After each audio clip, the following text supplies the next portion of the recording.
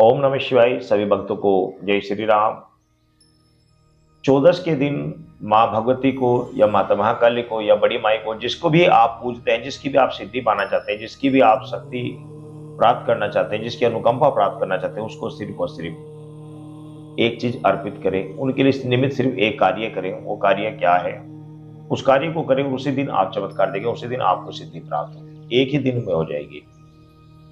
बहुत सारे साधक नवरात्रि में व्रत रखे हुए हैं, घर में माँ भगवती की जोत जलाई हुई है।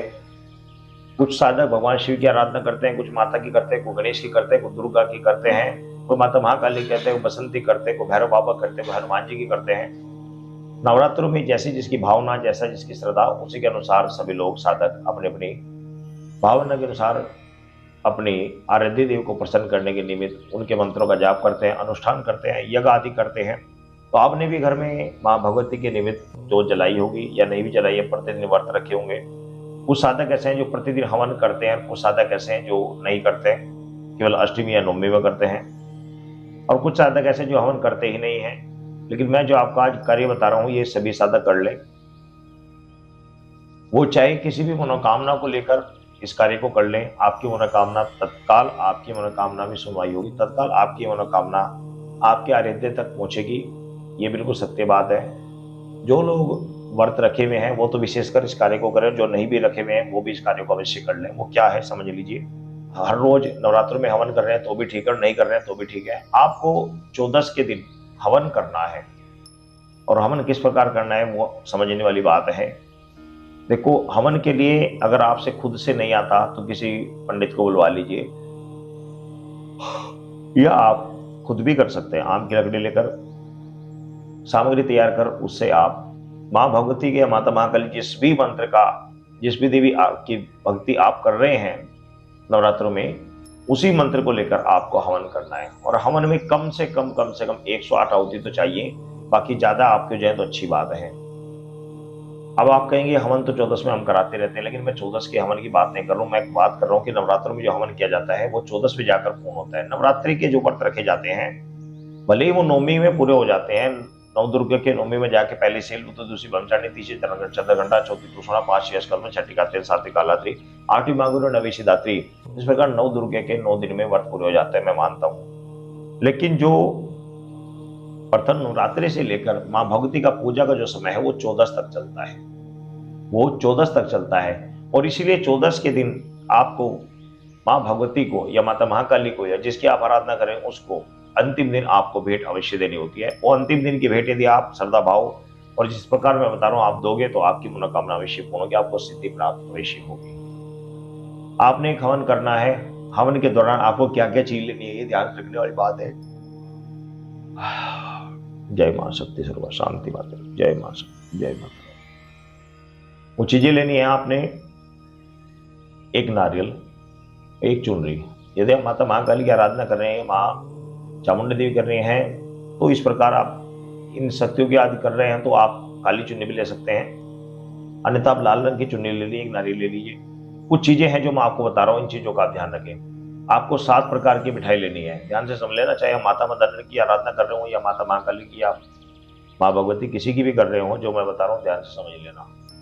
आपको 7 प्रकार की मिठाई लेनी है, एक नारियल लेना है, एक चुन्नी लेनी है, साथ में आपको 2 लड्डू भैरव बाबा के भी लेने हैं साथ में, और एक हलवे की कढ़ाई बनानी है। कढ़ाई अगर हो सके तो देसी घी की बना लीजिए भाई, अगर हो सके तो 100 ग्राम देसी घी के हलवे की आप कढ़ाई बना लीजिए, ज्यादा बना सकते हो, आपकी सामर्थ्य है।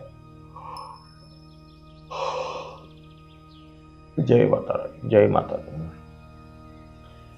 हलवा बनाकर और आपने 9 पूरी का भोग, जिस भी देवी या देवता की आप सिद्धि कर रहे हैं, 9 पूरी का भोग उनको लगाना है। 2 पूरी का भैरव बाबा को लगाना है।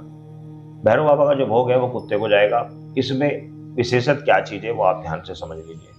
इसमें जो 7 प्रकार की मिठाई आप लेकर आएंगे उसमें पेड़ा अवश्य होना चाहिए। जी हाँ, पेड़ा अवश्य होना चाहिए। साथ में 16 श्रृंगार, एक डंडी वाला पान,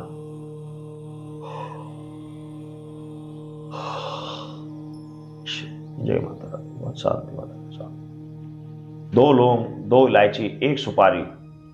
साथ ही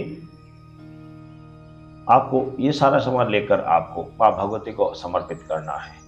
और माँ भगवती से को ये सब चीजें भेंट समर्पित करके आपने प्रार्थना करनी है कि माता, मैंने आपकी ये भेंट आपको दी है, माता रानी से स्वीकार करें और मुझ बच्चे से जो भी गलती अपराध है उसका क्षमा करें, और अपनी इच्छा जाहिर करें, जो भी आपकी मनोकामना है उसका आप कहें, माँ भगवती से कहें।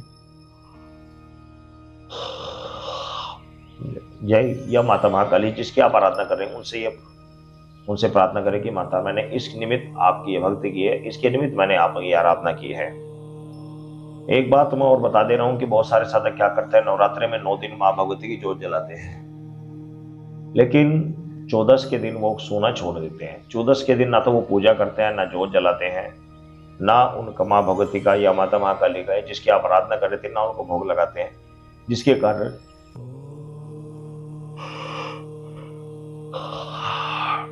आपको पूर्णतः फल नहीं प्राप्त हो पाता।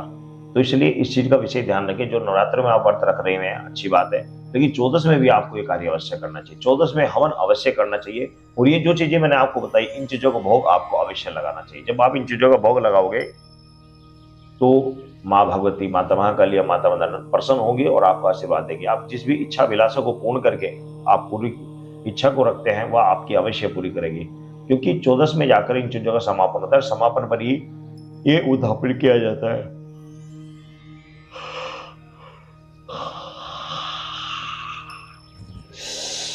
जय माता रानी, शांति बनाओ रखो माता रानी, जय महारानी।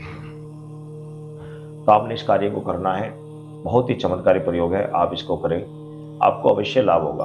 और मैं आपको एक और बात बता दे रहा हूँ कि मैं ये प्रयोग किसी अन्य का नहीं बता रहा हूँ, खुद का बता रहा हूँ। प्रति 14 मैं माँ भगवती को, माता महाकाली को, माता मदन को, अन्य शक्ति को, सभी को हवन कर हवन पे ही भोग देता हूँ और वहीं पर सब कुछ स्वीकार होता है। तो आप 14 में हवन अवश्य करें, खुद करें, किसी ब्राह्मण से करा लें, और उसी पर ही सभी भोग आप माँ भगवती को दें, आपको सफलता अवश्य पाओगे। जय माता रानी, दया कर माँ। आप ये कार्य करें, आपको माँ भगवती अवश्य प्रसन्न होगी, माँ शक्ति आपके ऊपर अवश्य प्रसन्न होगी और आपको रास्ता भी मिलेगा, आपको सभी कार्य सफल होंगे। जय माता दी।